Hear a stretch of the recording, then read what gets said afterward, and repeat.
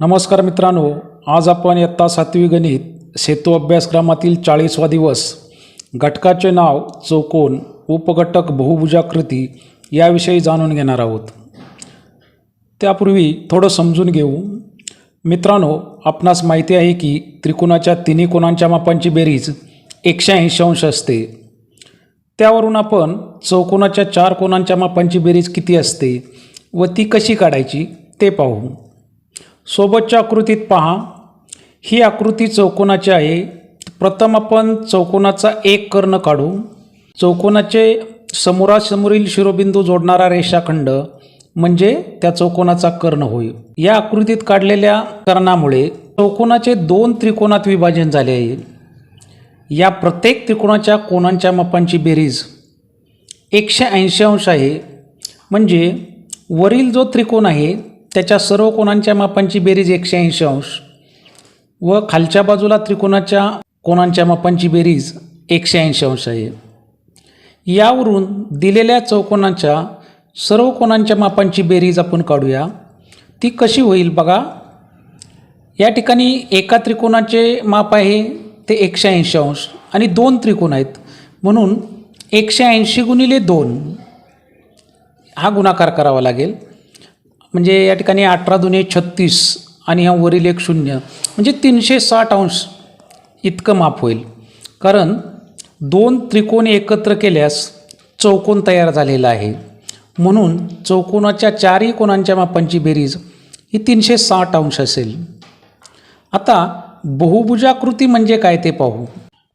त्रिकोण म्हणजे 3 कोन असलेली आकृती चौकोन, 4 कोन असलेली आकृती पंचकोन आणि 5 पेक्षा जास्त बाजू असलेली बंदिस्त आकृतीला बहुभुजाकृती असे म्हणतात. बहु म्हणजे अनेक आणि भुजा म्हणजे बाजू. म्हणून अनेक बाजू असलेली आकृती यालाच आपण बहुभुजाकृती असे म्हणतो. त्रिकोण, चौकोन, पंचकोन, षटकोन, सप्तकोन, अष्टकोन ही बहुभुजाकृतीची उदाहरणे आहेत. सोबतची आकृती पहा. पंचकोनाची आहे. या आकृतीत एका शिरोबिंदूतून लगतच्या कोनाचे शिरोबिंदू सोडून इतर शिरोबिंदू रेषाखंडाने जोडलेले आहेत. म्हणजे कोणताही एक शिरोबिंदू निवडून त्याच्या लगतचे कोन आहेत त्याचे शिरोबिंदू सोडायचे आणि इतर शिरोबिंदू जोडायचे. त्यामुळे पंचकोनाचे एकूण 3 त्रिकोणात विभाजन झाले आहे. 1, 2, 3 पहा. अशा प्रकारे आकृती 3 त्रिकोण तयार झालेले आहेत. थोडक्यात त्रिकोण किती होतात, कसे होतात तर पंचकोन असेल तर 5 वजा कोन करायचं. 5मधून 2 नेहमी वजा करायचं मग 3 येणार म्हणून एकूण त्रिकोण 3 होतील. समजा षटकोन असेल, आपल्याला षटकोनामध्ये किती त्रिकोण तयार होतील हे पाहायचं असेल तर 6 वजा 2 करायचं. प्रत्येक वेळी 2 वजा करायचं म्हणजे 6 वजा 2 म्हणजे षटकोनामध्ये 4 त्रिकोण होतील. सप्तकोन असेल तर 7 वजा 2 करायचं म्हणजे त्यामध्ये 5 त्रिकोण होतील आणि त्याला 180 गुणल्यानंतर त्या बहुभुजाकृतीच्या सर्व कोनांच्या मापांची बेरीज आपल्याला या ठिकाणी मिळेल. यावरून पंचकोनाच्या सर्व कोनांच्या मापांची बेरीज 3 त्रिकोणा एवढी असते हे आपल्याला या ठिकाणी पाहता येईल. बघा या ठिकाणी पंचकोनाच्या सर्व कोनांच्या मापांची बेरीज बरोबर पंचकोनाचे किती त्रिकोणात विभाजन झालेलं आहे 3 त्रिकोणामध्ये. मग आपण एका त्रिकोणाचे माप 180 गुणिले 3 असे करू.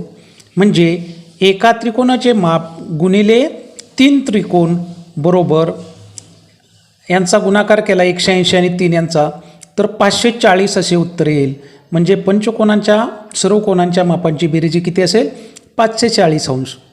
याप्रमाणे सर्व बहुभुजाकृतींना त्रिकोणात विभाजित करून त्यांच्या सर्व कोनांच्या मापांची बेरीज आपल्याला काढता येईल.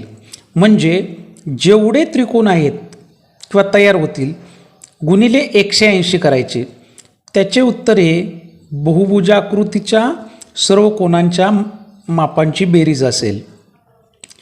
चला आपण आता सराव करूया. सोबतची आकृती पहा. पंचकोनाची आहे. आता बारकाईने निरीक्षण करा. या आकृतीत 5 शिरोबिंदू आहेत. शिरोबिंदू ए, शिरोबिंदू बी, सी, डी व ई असे 5 शिरोबिंदू आहेत. आता बाजू किती आहेत पहा. बाजू ए बी, बाजू बी सी, बाजू सी डी व बाजू डी ई अशा 5 बाजू आहेत. म्हणजे पंचकोनाला 5 बाजू असतात, 5 शिरोबिंदू असतात. हे आपल्याला या ठिकाणी पाहायला मिळालं. तसेच कोण किती आहेत पहा. पंचकोन या शब्दामध्येच कोणांची संख्या लपलेली आहे. पंच म्हणजे 5, पंचकोन म्हणजे एकूण 5 कोण आहेत.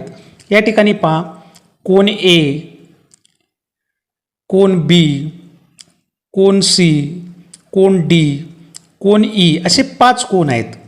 म्हणजे पंचकोनाला 5 शिरोबिंदू, 5 बाजू आणि 5 कोण असतात. आता तक्त्यामध्ये पहा, पंचकोन आहे, आकृती पहा. म्हणून बाजूंची संख्या 5 आहे. पंच म्हणजे 5 कोण असलेली आकृती. बाजूसुद्धा या ठिकाणी 5 आहेत. दुसरी आकृती पहा, षटकोनाची आहे. या ठिकाणी बाजूंची संख्या 6 आहे. त्यानंतर तिसरी आकृती सप्तकोन आहे. इथे बाजूंची संख्या 7 येईल, कोण 7 असणारच आहेत. अष्टकोन, कोण 8 असणारच आहेत. बाजूंची संख्या किती दिली पहा, ती 8 असणार आहे. म्हणजे जेवढे कोण तेवढ्या बाजू असणार आहेत. आता षटकोनाच्या सर्व कोणांच्या मापांची बेरीज कशी काढता येईल ते पाहूया. षटकोनाचे शिरोबिंदू जोडल्यामुळे 4 त्रिकोणात विभाजन झाले आहे. मी मगाशी म्हटलं होतं की षटकोन आहे म्हणजे 6 कोण आहेत, वजा 2 करायचे म्हणजे 4 त्रिकोण असतील त्यामध्ये. आता आपण करूया. 180 एका त्रिकोणाचे माप गुणिले 4 बरोबर काय होईल, 18 चौक 72 आणि वरील एक 0 म्हणून उत्तर 720 असेल. आता आपण सर्वात महत्त्वाचा भाग सोडवून पाहू.